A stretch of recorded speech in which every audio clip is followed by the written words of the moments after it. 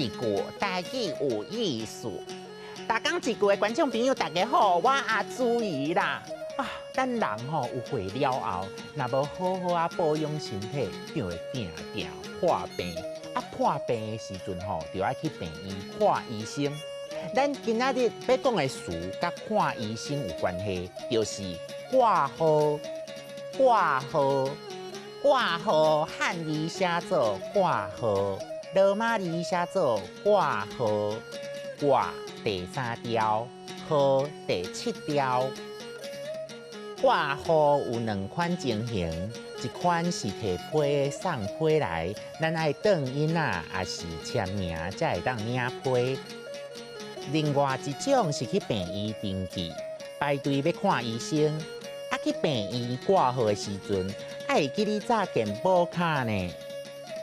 挂号的时，若是要互医生看的，就看家己的镜头要看什么科，亲像内科、外科、妇产科、小儿科等等。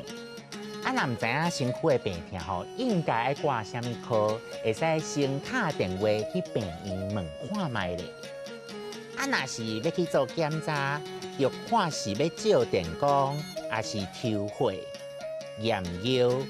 像阿朱姨，我细汉的时阵上惊抽血，大汉才发现其实无遐恐怖啦。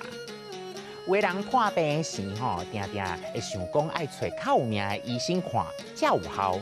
其实台语的俗语就讲先生缘，主人福，意思是只要甲咱有缘的医生，搁较严重的症头，嘛有机会治疗好势。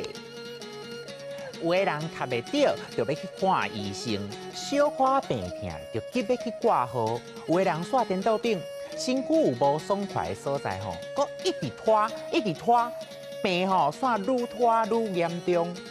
俗语讲，抗酒会芳，抗病会叮当，就是咧讲这种状况。酒是愈抗会愈芳，但是病痛会愈来愈严重，绝对唔通拖。复习挂号、内科、外科、妇产科、小儿科、照电光、抽血、验尿、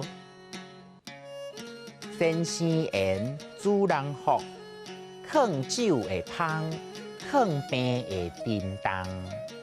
今仔日的大讲一句就讲到这，多谢观众朋友的收看。